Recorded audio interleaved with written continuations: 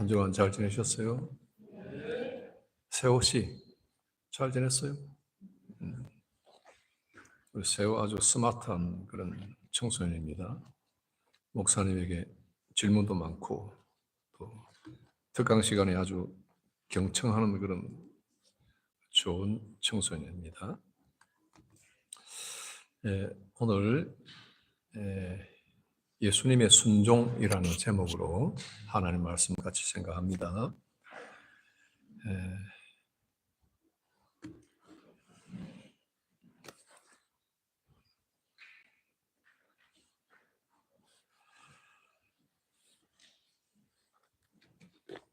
예수님의 십자가는 삼위일체 하나님의 협동사역입니다. 무슨 말인가 하면 십자가에 달리셨으니까 예수님 혼자 다 하셨다 이렇게 생각하기 쉬운데 삼위일체 하나님 성부, 성자, 성령이 함께 사역하신 것입니다. 이때 성자 예수님은 성부 하나님에 대하여 순종하십니다. 그 순종을 passive obedience가 있고 그 다음에 active obedience가 있습니다. 능동적으로 순종하는 게 있고 수동적으로 순종하는 게 있습니다. 능동적, 수동적 이러면 벌써 이제 한국말이 어려워서 이해하기가 좀 힘들어서 벌써 또 딴 세계로 그냥 떨어질 친구들이 있을까 봐 좀 쉽게 설명할 수 있을까? 축구를 좋아하는 여러분, 공이 날아오면 헤딩 슛을 하는 것은 능동적인 겁니다. 내가 행위를 하는 거죠. 내가 아주 공을 보고 받아버리는 거예요. 그죠? 그게 능동적인 겁니다. 자발적인 행위자가 되는 겁니다. 넘버 10 한 사람이 헤딩을 해서 골을 넣었다. 이게 능동적인 행동입니다. 수동적인 건 뭐냐? 딴 데 보고 있는데 공이 날아와서 내 얼굴에 그냥 맞는 게 이게 수동적인 거예요. 나는 전혀 생각하지 않았던 일인데.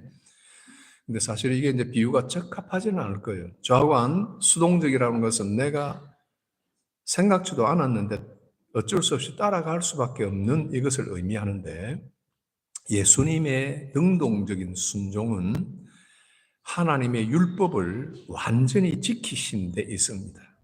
그러니까 능동적으로 내가 행위의 주체자가 되어서 모든 하나님의 율법에 대해서 하나하나 지켰다. 그게 완전하게 순종을 하신 것이다. 그렇게 능동적인 순종이 정의가 되고 수동적인 순종은 어디에 해당이 되냐면 예수님이 우리 죄를 대신해서 고난받으신 데 있습니다. 고난을 받는데 내가 그냥 십자가에 못 박아라 해서 그냥 내 손력이 있다 이런 것이 아니라 예수님은 자발적으로 수용을 하신 것입니다. 그러니까 공이 와서 툭 맞은 이거하고는 좀 다르겠죠. 예수님은 인간에게 자신의 몸을 내맡기시고 하나님의 뜻에 자신을 맡기셔서 그냥 자발적으로 수용을 하신 겁니다. 자기 몸을 내어주셨다. 그래서 그 수동적인 순종은 우리를 대신해서 고난을 받으신 데 있는 것입니다. 그래서 능동적인 순종의 결과는 우리에게 의를 가져다 줍니다. 예수님이 자발적으로 모든 율법을 완성을 하셨기 때문에 예수님을 믿는 사람들은 하나님이 볼 때 예수님이 믿는 사람들은 너희들도 완전하다. 이걸 justification, 칭의라고 합니다. 우리 완전하지 않잖아요. 그런데 예수님을 믿으니까, 왜냐하면 예수님이 능동적으로 율법을 완전히 지키셨으니까 그 예수님 믿으면서 우리는 어렵다, 완전하다 하는 그런 결과를 얻게 되는 거예요. 수동적 순종의 결과는 뭐예요? 예수님이 십자가에서 죽으심으로 우리에게 오는 결과는 하나님께서 우리의 모든 죄를 없다고 하시는 거예요. 이게 좀 다르겠죠, 그죠? 그래서 완전한 칭의가 능동적인 오비디언스에서 왔다면 완전한 속죄는 예수님의 패시브 오비디언스에서 오는 겁니다. 오늘 설교는 이렇게 정리를 해놓고 예수님의 수동적 순종에다가 핵심을 두고 설교하겠습니다. 이사야가 예언을 할 때, 메시아에 대하여 예언을 할 때 이렇게 이야기합니다. 그가, 이거 예수님이에요. 예수님이 오시기 전에 예언을 했어요. 그가 오시면 그가 찔림은 우리의 허물 때문이요, 그가 상함은 우리의 죄악 때문이라. 그가 징계를 받음으로 우리는 평화를 누리고 그가 채찍에 맞음으로 우리는 나음을 받았도다. 네 가지 중요한 동사들이 나오죠. 찔림, 찔린다. 칼에 찔리고 총에 찔리고 뭐 창에 찔리고 찔리는 거잖아요. 그죠? 예수님은 찔리셨어요. 창에. 그가 찔림은, 그리고 그가 상함은 채찍 맞고 찔리고 하니까 상하죠. 그 다음에 그가 징계를 받는다 하는 동사가 나오죠. 채찍에 맞았다 하는 동사가 나오죠. 이 네 가지는 전부가 완전한 수동태예요. 완전한 수동태, 완전한 수동적. 그러니까 예수님이 가만히 계시고 찔렀고 상하게 하고 또 징계를 받게 하고 채찍에 때렸다. 예수님은 그냥 당하신 거예요. 이 네 가지 중요한 동사는 어떤 일을 당하게끔 처해진 입장이에요. 처해진 입장. 그래서 예수님은 그냥 가만히 계시고 너희들 때릴 때면 때려봐 하는 정도의 그냥 아무런 의식이 없는 상태에서 맞은 것이 아니라 자발적으로 수용을 하셨다는 거예요. 다 거기에 자신을 맡기셨다 하는 거예요. 이게 수동적인 순종이에요. 왜 수동적인 순종을 우리가 이렇게 생각을 해야 됩니까? 여기에 중요한 의미가 있기 때문에 그래요. 예수님의 수동적인 순종은 우리의 상태를 보여주는 증거가 되고, 수동적인 이 순종이 우리에게 큰 결과를 가져왔기 때문이에요. 우리의 상태가 어땠던가? 우리의 상태는 하나님의 아들이신 예수 그리스도가 고난받아야만 될 만큼, 십자가 위에서 죽어야 할 만큼 찔리고 상하고 징계받고 채찍에 맞는다는 이런 표현이 된 것, 이게 십자가예요. 예수님이 십자가에 못 박혀 죽어야 할 만큼, 대신 죽어줘야 될 만큼 우리 인간의 상태가 비참하고 완전히 절망적이고 무거운 상태였다 하는 겁니다. 어떤 인간도 스스로 깨끗하게 되어서 하나님 앞에 이만하면 됐죠? 완전하죠? 나올 자가 없어요. 그래서 예수님이 능동적으로 율법을 완전히 지키심과 동시에 수동적으로 죄에 대한 모든 값을 대신 지시고 십자가에 달려 돌아가신 거예요. 우리 인간의 상태가 예수님의 죽음 없이는 도저히 회복될 수 없는 상태였다는 것을 이야기합니다. 이 역할을 예수님의 우리를 위한 대제사장의 역할이라고 하는데, 이 역할 외에 다른 방편이 없는 거예요.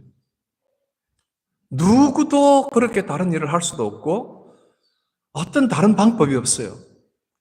어떤 다른 방책이 없이 어떤 협상이 하나님과 이루어질 수 없고 모든 방법이 다 무효다. 내놓을 만한 카드가 사람들에게 없었던 거예요. 이것을 하나님께서 예수님을 보내주셔서 십자가의 죽음, 그 죽음을 당하게 하실 때 예수님은 수동적으로 순종하셔서 거기에 달리셨던 거예요. 예수님께서 십자가에 달려 돌아가실 때 가상 7언이 있어요. 십자가 위에서 7마디를 하셨는데 그 중에 한 마디가 나의 아버지, 나의 하나님, 어찌하여 나를 버리셨나이까? 그랬죠? 하나님에게 완전히 버림을 당하는 그 상태까지 이르게 되는 예수님의 수동적인 순종이에요. 그 자리에 누가 있어야 되느냐 하면 우리가 있어야 되는 거예요. 우리가 다 하나님께 버림을 받아서 그렇게 지옥으로 떨어질 수밖에 없는, 죽음으로 우리의 모든 죄값을 치료해야 하는 자리에 들어가야 될 사람들이었다는 거예요. 예수님은 그것을 대속하여 수동적인 순종으로 대신 돌아가셨다.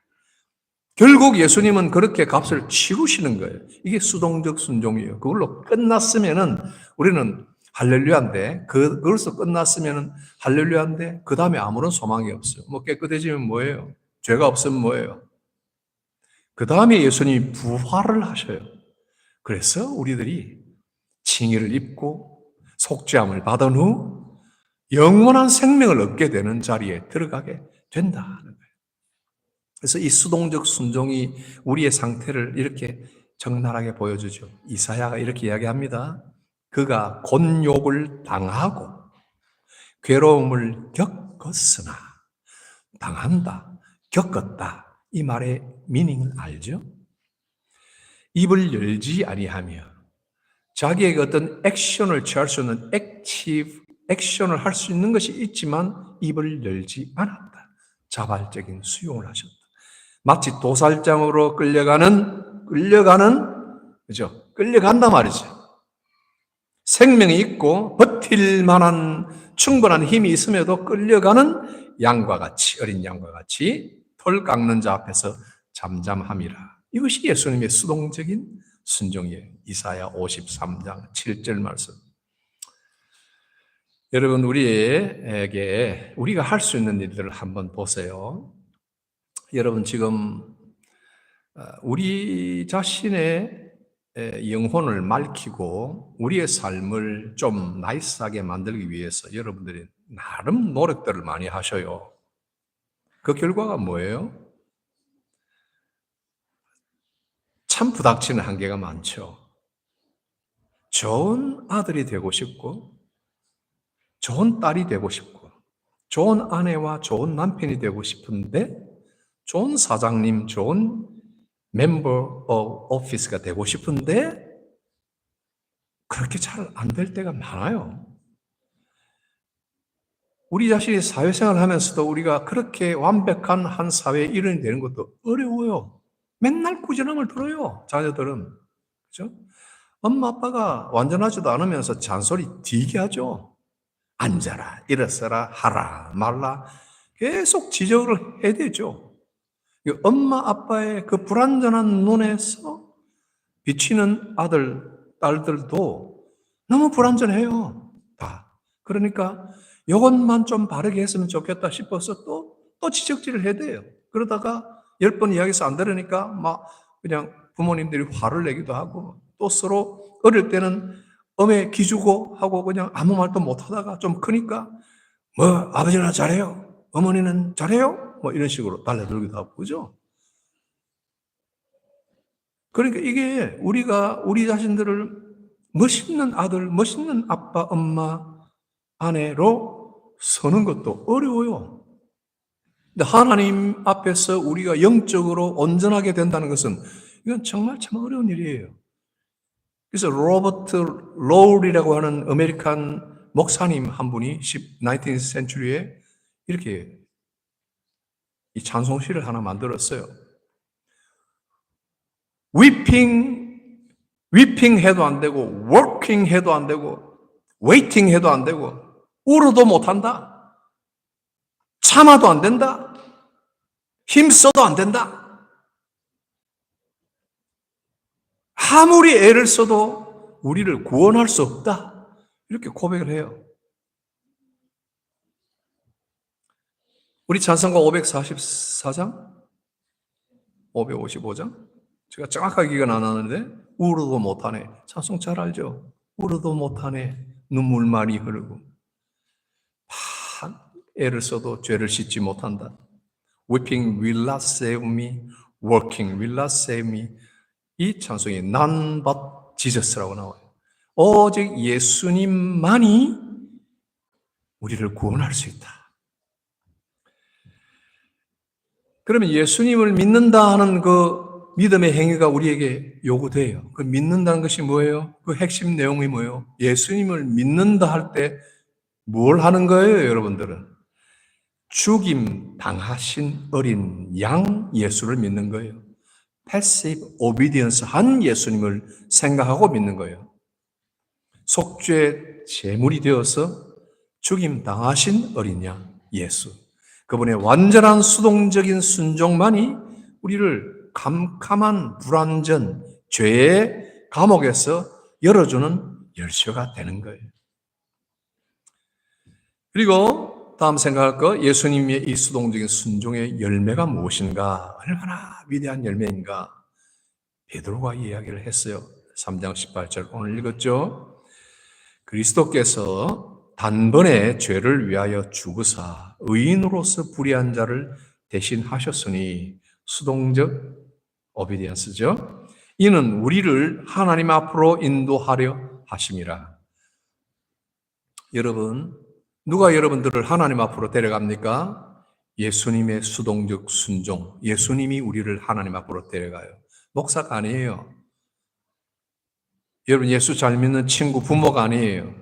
여러분들을 하나님 앞으로 데려가는 것은 예수님, 수동적인 순종으로 십자가에 고난당하신 예수님이 여러분들 하나님 앞으로 인도하려고 하신다. 우리는 하나님 앞에 설 수 있는 지위와 특권을 가지고 있습니다. 이 가운데 예수 그리스도를 아직까지 믿지 않는 분이 있을 거예요. 나는 이 설교를 준비하면서 그분을 염두에 계속 두고 기도하고 설교를 준비했어요. 잘 들어보세요. 여러분을 예수님을 믿도록 누가 만듭니까? 아무도 그렇게 만들 수 없어요.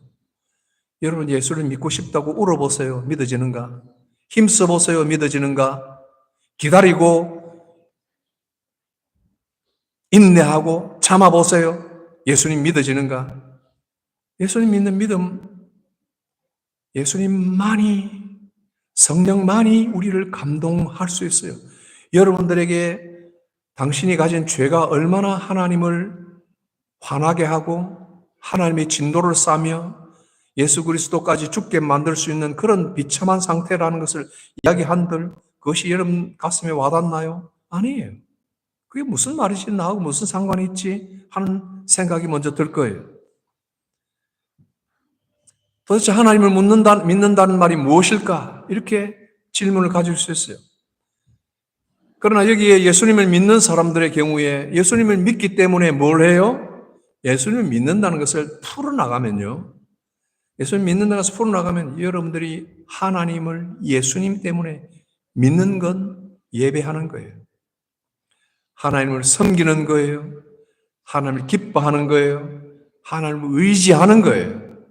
여러분들이 나는 교회에 나간다 하는 것만으로 답을 다 달았다고 생각하지 마세요. 내가 하나님을 기뻐하고 있는가? 하나님을 의지하고 있는가? 하다못해 내 하루의 삶 속에 어떤 장벽을 부닥쳤을 때 하나님을 바라고 기도하고 있는가? 기도를 당신이 10분을 하든지 1시간을 하든지 그걸 묻는 게 아니라 하나님을 의지하는가? 내 머리 염두 속에 하나님이 자리하고 있는가? 이게 믿음이에요. 예수님의 능동적인 순종이 불의한 자에게 칭의를 옷 입혀 주었다면 예수님의 수동적인 순종은 우리의 모든 죄를 없이 해주시고 정결한 신부로서 옷을 입게 해주셨다 하는 생각 속에서 여러 가지 슬프고 고난이 있고 모든 것을 포기하고 싶은 어떤 순간 앞에서도 참고 기뻐하고 감사하고 하나님을 보고 찬양할 수 있는 그런 마음들을 가지는 그것이 믿음이에요. 큰 소리로 기도 크게 하는 게 믿음이 아니에요. 이 사실을 묵상하며 우리는 예수님의 수동적 순종에 감사하며 살아야 됩니다. 결론과 적용을 내립니다. 우리는 어떻게 살아야 할까? 이 아는 것으로 어떻게 살아야 할까? 답은 이렇습니다. 내 현재 자리에서 한 날을, one single day를 소중히 여기라. 한 마디를 은혜롭게 발하라. 한 컵 물에 감사해라. 한 가지 일에 삼위 하나님을 찬양하라 하는 겁니다. 여러분, 내가 능이 있어, 힘이 있어, 막 뭔가 자원도 생기고 열심도 생겨서 능동적인 순종으로 제단 위에 내 몸과 마음과 재물을 다 태우는 그런 열정을 바치는 것도 좋아요. 보르네오 뛰어가서 돈을 들여서 다른 사람을 돕고 연약한 어떤 사람들을 위해서 내 몸을 헌신하고 하나님 나라를 위해서 내가 가진 모든 재물을 바치고 뛰어다니는 이런 것 다 할 수 있는 것들입니다. 하지만 때로 힘들고 지치고 연약하고 나약해질 때 있어요. 우리 대부분은 능동적인 순종을 하기에 참 힘든 상황에 놓여 있는 경우가 많아요. 오히려 나약해질 때가 많단 말이에요. 뭘 해보려고 하면 일이 터지고 뭘 하려고 하면 격려하는 놈보다 계속 안 된다는 놈들이 더 많아. 계속 뭔가 이 담을 헐고 포도원을 허는 여우처럼 누군가 와서 계속 구멍을 파고 기껏 좀 지어놓으면 그냥 흔들어 버리고 무너진 그런 성을 그냥 보게 하는 이런 일들이 우리에게 참 종종 일어나요. 정말 우리에게 힘들고 나약하고 지칠 때는 어떻게 해야 돼요? 이럴 때는 어때요? 능동적인 순종보다 수동적인 순종은 어때요? 우리에게 있는 것 세 가지가 있어요. 하나는 할렐루야가 있어요. 예수님이 우리를 위해서 모든 고난 받으시고 모든 율법 완성하셔서 우리를 구원해 주시고 칭의를 받게 해 주시고 예수님 다 하셨다. 할렐루야. 감사하다. 구원을 받았어요. 두 번째가 뭐가 있어요? 하지만이 있어요. 하지만 나가서 살다 보면 너무 힘들어요. 안 돼요. 그 할렐루야가 놀렐루야로 바뀌어버려요. 그죠? 이게 뭐야? 아멘이 오멘으로 바뀌어버려요. 예수 믿고 모든 것이 다 잘 될 줄 알고 산에서 그냥 은혜 받고 내려오는데 내려오자마자 그냥 버스 타면 그때부터 일이 터지고 그냥 그렇게 힘든 일들이 있어요. 발목 잡고 뒷목 잡게 하는 복병들이 많이 있어요. 나는 싫은데 그런 것들이 내게 친구처럼 가까이 와서 그냥 불불 끓고 있어요. 그래서 우리가 자주 좌절하고 낭망하고 침체하고 포기하는 경우가 많아요. 이 두 가지 있어요. 할렐루야가 있고 뭐가 있다고 그랬어요? 하지만이 있어요. 근데 세 번째는 뭐가 있을까요? 걸음애도가 있어요. 걸음애도. 마가렛 제이 해리스가 I will praise him 이라는 찬송을 지었어요. 죄를 씻는 능력은 그리스도의 십자가 보혈에서 나온다. 그래서 나는 I will praise him, 예수님만을 찬양하겠다 그랬어요. 여러분 이게 뭐예요? 할렐루야예요. 그래서 구원의 기쁨이 넘치고 평생토록 나는 주님을 찬양하겠다는 결단의 주제를 가진 찬송이에요. I will praise him. 할렐루야. 그런데 뭐예요? 정결하게 하는 셈이 내 앞에 콸콸콸콸 넘쳐나오네. 할렐루야. 할렐루야죠. 뭐가 있다고 그랬죠? 하지만이 있어요. 나의 가는 길이 비록 좁고 내 뜻대로 안 된다. 이 2절이 나의 가는 길이 좁고 내 뜻대로 안 돼도 이게 나와요. 아무리 큰 은혜의 할렐루야를 부르는 사람도 겪게 되는 피할 수 없는 길이 있어요. 걸음에도가 거기에서 나와요. 모든 욕심 다 버리고 주만 따라가겠네. 그렇죠? 할렐루야. 하지만 걸음에도 참된 은혜의 사람들이 선택하는 걸음이에요. 이 오늘 설교 후에 부를 찬송이에요. 정결하게 하는 셈이 나의 앞에 있도다. 성령께서 권고하되 죄 씻으라 하시네. 찬양하리 찬양하리 죽임당한 어린 양 영원토록 찬양하리. 2절에서 내 가는 길 비록 좁고 내 뜻대로 안 돼도 모든 욕심 내버리고 주만 따라가겠네. 그리고 5절에서는 성부 하나님께 영광, 성자 예수께 영광, 성령께 영광, 삼위 하나님께 영광을 돌리는 찬송이. 사랑하는 성도 여러분, 말씀을 맺읍시다. 우리 사랑하는 성도 여러분, 세상 살면서 예수님의 능동적인 순종과 함께 이 수동적인 순종을 생각하고 우리가 연약해질 때라도, 가는 길이 좁혀질지라도, 답답할지라도 낙망하지 않고 수동적으로 예수님과 함께 걸어가는 이 길, 죽임 당하신 어린 양을 기억하세요. 그 당하신 주님이 우리에게 보여주신 길이 이런 순종으로서 하나님 아버지께 나아가는, 향하는 길과 진리와 생명이 되신다는 것, 이것이 우리가 걸어가야 할 길이라는 것을 보여주신 것을 기억합시다. 같이 기도합시다. 고마우신 하나님, 우리 성도들에게 이 땅 사는 동안에 세상 철학자들과 문학가들과 시인들을 의지하지 아니하고 우리 하나님의 말씀을 의지하여 참된 지혜를 얻고 삶의 방향키와 등불을 얻게 하시니 감사합니다. 우리 가는 길이 좁고 내 뜻대로 되지 않고 지금도 어깨에 무거운 짐을 지고 사는 우리 성도들, 하나님 아버지께서 그 가운데도 역사하시며 모든 욕심 버리고 더욱더 주님을 바라볼 수 있도록 인도하심을 믿고 감사하며 우리의 생애가 삼위 하나님을 높이 찬양하는 그런 성도의 생애가 될 수 있도록 복 내려 주옵소서. 예수님 이름으로 기도합니다. 아멘.